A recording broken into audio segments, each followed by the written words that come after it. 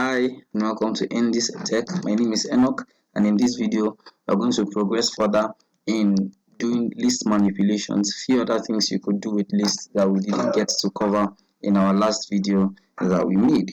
So as we continue, I'll just do a briefing of what we did the last time so that we can continue from that. So let's make an assumption that we have a storekeeper, a food store, whose the name of the food store is Jim.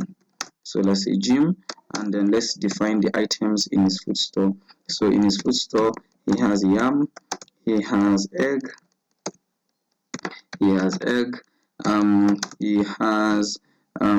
say he has biscuits for snacks, and say for instance he has oil. Oil, part of the items that he does have. Then a neighboring stationery store whose name is Jack has other items like pens. He sells pens, and he has pencils, he has erasers, yeah.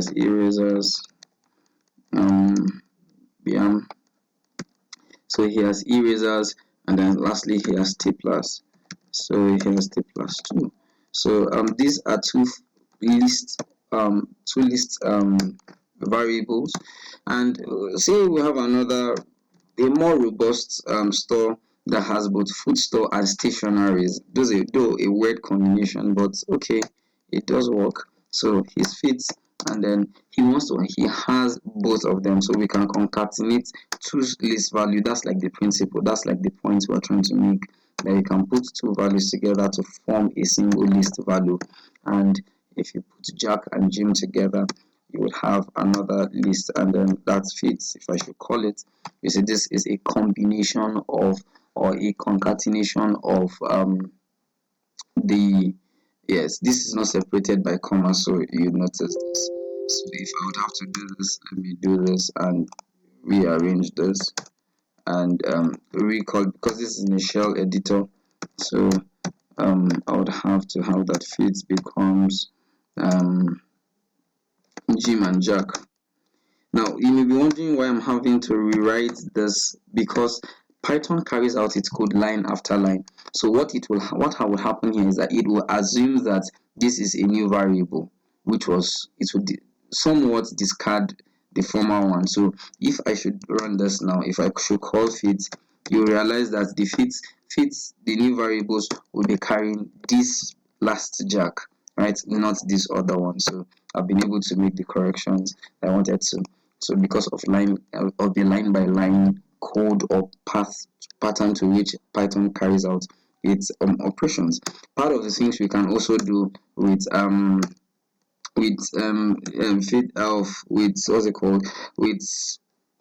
list operation is that we can make replication. So the items which are in the list, we can increase them using the replication. We can use multiple, and this increase, this is the first one. This is where the first one stopped. It started again. The second one, okay, so this was the first first item. It started again from here, it stopped here again, the second one, because we replicated it 3 times. So you can make replications with lists. We didn't get to talk about this the other time. So we also can delete items in the list. So for instance, I can use the del function and I can delete the items in a particular list. And of course, in order to delete it, I have to delete the item number. So if I know the index for a particular item on the list, so again, this is our list, this is our fits, these are fits list. If I'm going to delete any item, I have to now be sure, using the del function, I have to be sure that I know the index that item is. So for instance, of course, we know that items in lists, they even ranges, or they go from 0, they start counting from 0, 1, this is 0, this is 1, this is 2, this is 3, this is 4, this is 5, and this is 6. So if I were to delete anything, so I have biscuit soil, that's like what I used, so biscuit soil. So if I'm to delete biscuit soil, I know that is in the second index is 012. So if I'll do this, if I do second index, then at this point, if I will recall fit, it will now bring the list without that. But how about when I don't know the index number of that particular item on the list that I want to delete, but I know the list? So from this particular new fit list that we have, I can use a method called the remove function. So I can use fit dot remove. This is the syntax to write is fix dot remove, and then I can remove the value that I want to remove. So I want to remove pens, so I can just remove pens, and then if I do that, I would have, if I should call fit again, I would have pens out of it. So you realize that there is no pen unlike this. So this was 1 2 1 2 3 4 5 6. This is now 1 2 3 4 5. So with this, I can be able to know what to do. If I know the index value, I can use the del function, and if I don't, I can use the method of dot remove, and I'll remove the item on the list. Part of the things I can also do is that I want to add another item. So say fit store, the fit store went and decided to get another item that he wants to put on his list. So I want to increase the list, and this happens many times. So for instance, you are writing a code, and then you now realize that you want to add some things into it, and you would have to, instead of declaring another variable and making variables to be increased, like we talked about in the previous video, that part of the things that list does for us is that it helps us to deduplicate our code. So in order to add particular items, so I can use the another method called append. I can want to append another objects that I would have here to the list. So let's say I'm appending a cat. So I'm appending cat. I'm appending cat to the list, and once I do this fit, if I should call fit again, you now find that fit now has cat. But what the append function does, that it adds a value, it adds an item into the list, but from behind. What if I want to make my I want to add the item in a particular position without having to add it from the back, from behind, because append will only append, it's the English word of adding value at the end. So that's like what it does. So in case I want to put an item in a particular place, in that I can use what I call the insert function. So I can insert a particular item on the list in a particular position that I desire. So again, say I want to append, I want to add another number, so I can use insert function, the insert method. And in the insert method, first is I want to put the index. Where exactly do I want to put this? So I want to put this in the 5th index, and then what exactly do I want to put? I want to put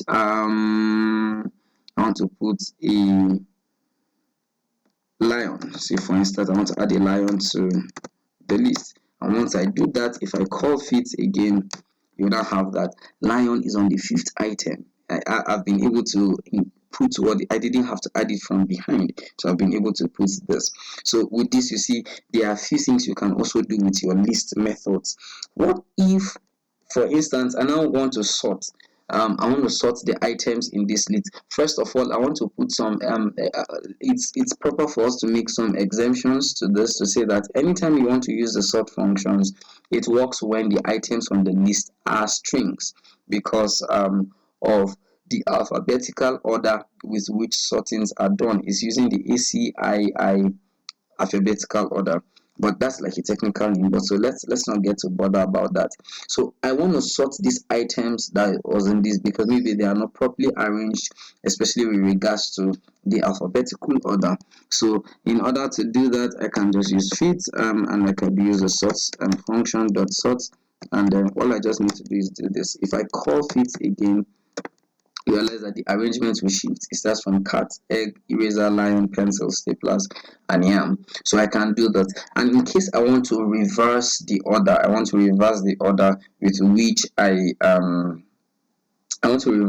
which I arrange it, I can now use fit dot sort then I have reverse.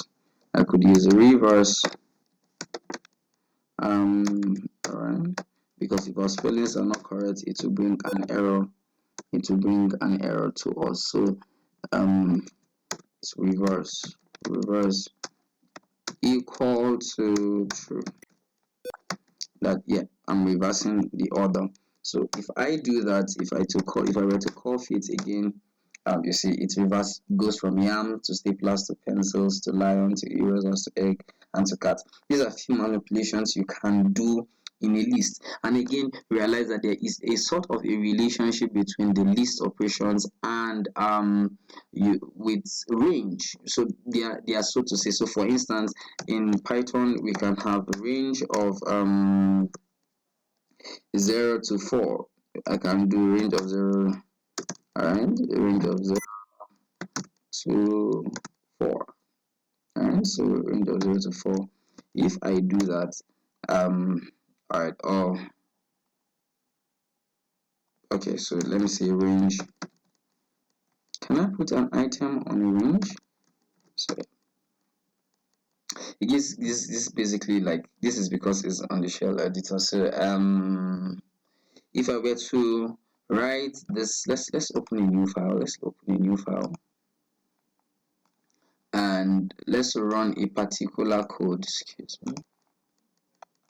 Yeah, so when we open a particular file, let's run it on the file editor. So let's say we have I in range of course we're writing a for loop in a range of 4, so to say, and with our indentation, and I say we should print I. Let's print I. When we run this code, if I just press F5 or let's run it. Yep, we're running this. So let's just save it as example, just exam.py, which is a file extension name for py. So if we run this code, it prints 0 1 2 3 4. It is so to say, like, and this is similar with with a list. So a range and a list, they share somewhat of a similar operation. So if I were to run, okay, let's say if I were to run this, instead of ranges, I can decide to put this in a list, and I say list of 0, 1, 2, 3, 4, and I cover the list. If I were to run this code again, okay, let's take out the 4. And let's leave it, whatever. We'll see what goes on. So it runs it's basically in the same list. So why I made this point is to say that we can make some lists. For instance, I'm going to there's a function I want to show us that we can use to put items on a list without having to mention them all using the range function. So for instance, if I were to I can create a list of an object. So I can create a list of range. So if I say list of 4, let's see what happens. Alright, the 4 is an integer object. So alright, let me create this. Let me create. So if I say a list of range of an item from between 0 to 4. If I were to do this and close it, it will create a list for me of range of objects, and this can help me in creating particular lists, especially for integers. For integers in a, what would I call it? So for integers in a very large scale without having to type it. So for instance, I'm supposed to put even numbers from 1. I want to create a list from even numbers from 1 to 1000 or from 0 to 1000. You could imagine how bogus or how elaborate that task could be. I could do this by just using a list, create a list, and I could create a range using the range function of 0 to 1000, having to know that if even numbers are in steps of 2. So if I should do that, I could create that sort of a list. I could create that sort of a list, and I would have to just close this, and once I do this and enter, this creates this list. So imagine in just one code I'm able to create even numbers between 1 to 1000 or 0 to 1000, all just by list. So these are a few things that you could do with list operations. Thank you and see you next time.